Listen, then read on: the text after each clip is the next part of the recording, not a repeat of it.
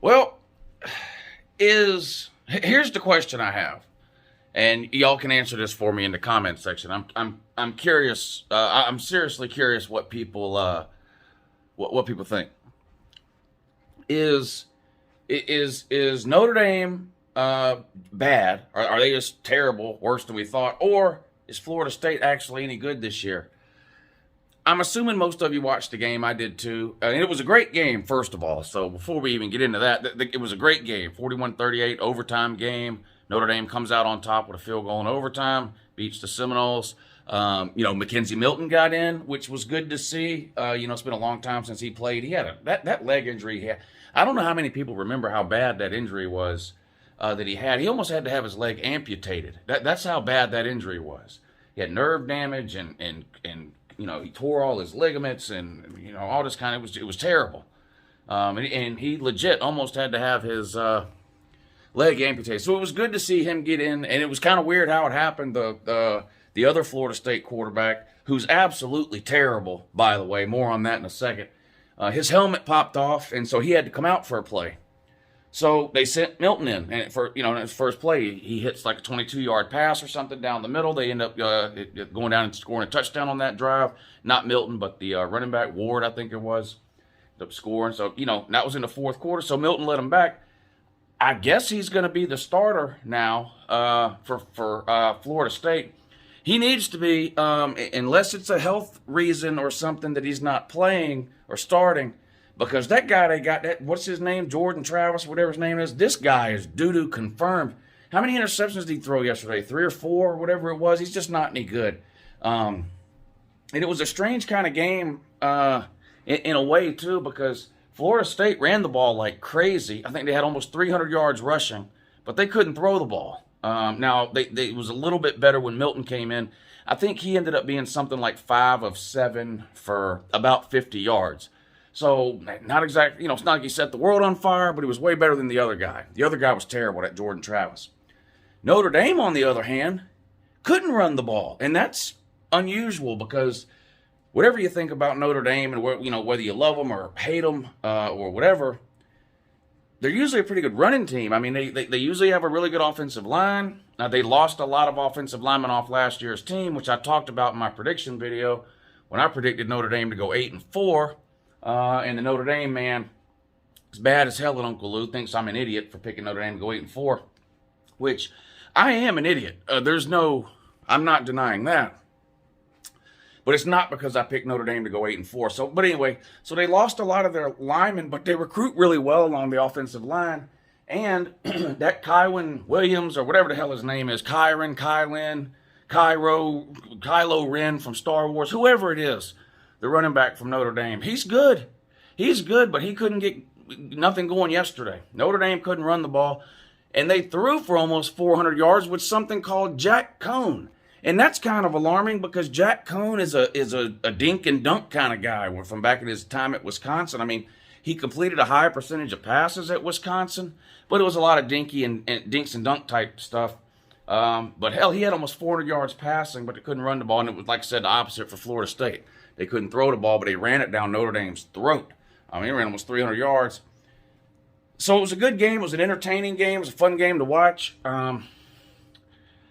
I kind of think I was right about both teams when I talked about them in the offseason and in my prediction videos I did for both Florida State and Notre Dame. I predicted Notre Dame to beat Florida State, but go 8-4, I believe, with losses to, Southern Cal, Cincinnati, who looks amazing. I need to make a video on Cincinnati. Cincinnati might make the playoffs. Hide and watch. I know I've been saying a group of 5 will never get in. Anyway, this isn't. I will get into that later, maybe. Another video. What was I saying?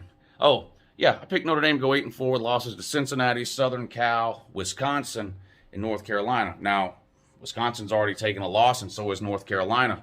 Maybe those games look more winnable now for Notre Dame than they did when I made those prediction videos a month ago. But it's not because Notre Dame is better than I thought they were. It's because maybe Wisconsin and North Carolina aren't as good as I thought they were. I just don't think Notre Dame's a very good team this year. And I don't want to get on here and pile on Florida State. That was almost beating Notre Dame at home is the high point of Florida State football really over the last 5 years. I guess you got that win over North Carolina you can hang your hat on if you want to, if you're a Seminole man. I don't know.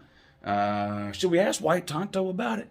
Maybe we'll get White Tonto out here this week to make some predictions for us on these games coming up next weekend. Hadn't seen White Tonto in a while. I'd like to get a hold of him, have him do a video for us this week. Anyway, I don't think Florida State's very good. I don't want to get on here and pile on Florida State today because it's too easy to do. And the McKenzie Milton thing is a good story. I'm happy for McKenzie Milton. I loved watching him play at Central Florida. I mean, those of you that have been watching me for a long time, y'all know this by now. But yes, Georgia is clearly my favorite team. But I mean, I'm a college football fan. I'm a college football fan. I like watching good college football. I like watching good college football players. I like watching exciting players, and every year I pick a few out that I really, really like. You know, going back, Jonathan Taylor at Wisconsin, and Saquon Barkley, and Chase Young at Ohio State, and on and on and on. And McKenzie Milton was one of those types of players. It was fun to watch. And you know, who's not rooting for McKenzie Milton? Now, if you're a Florida Gators fan or a Miami Hurricanes fan or a fan of a team that happens to be playing Florida State, yeah, you want maybe McKenzie Milton if he plays to play bad in the game against you or whatever. But I just mean in general. Is there anybody really rooting against McKenzie Milton? I mean, you know, college football is about a lot of things, but stories is a big part of it. You know, and this is a great story with McKenzie Milton, and I hope for his sake and for Florida State fans' sake that he continues to progress and get better and can play and start and be, you know, the exciting, dynamic quarterback that we all watched play at Central Florida. So that is a good story. But that aside, I'm still not convinced Florida State's a very good team. And I just think I was probably right about Notre Dame, that they lost a lot of talent off of last year's team. And even though Jack Cohn threw for almost 400 yards against Florida State, I don't think that's a trend that's going to continue against some of the better teams that they play. Just my opinion. As far as Notre Dame going 8-4, we'll see. The North Carolina, man, what the hell is wrong with North Carolina? Jesus. Talk about it on the Your Season is Over video, which comes out tomorrow. I normally put the Your Season is Over video out on Sunday, but you guys know how week one works. We have Sunday night games last night, and then we have Labor Day games tonight. Ole Miss versus Louisville. And, of course, Lane Kiffin, nowhere to be found. He's not able to attend this game, some sort of COVID issue. So Ole Miss is without Lane Kiffin. And that could be a big deal because not only is he the head coach, he's the play caller. He's the play caller. You know, he calls the plays during the game. Not having him there could be a problem for Ole Miss. Now, I don't think Louisville is very good. I got hoodwinked by them last year. I picked them to win a couple of games early in the season. One being on the road at Georgia Tech, who's an absolute dumpster fire that can't even beat Northern Illinois.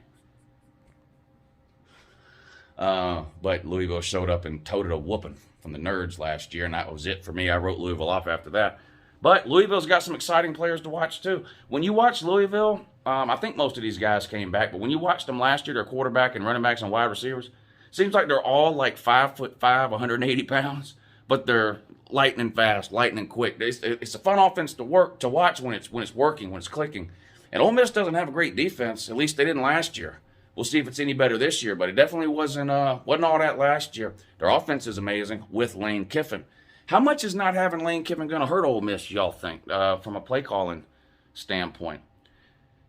And look, some of these quarterbacks that are high up on the Heisman lists haven't exactly been setting the world on fire in week 0 and week 1.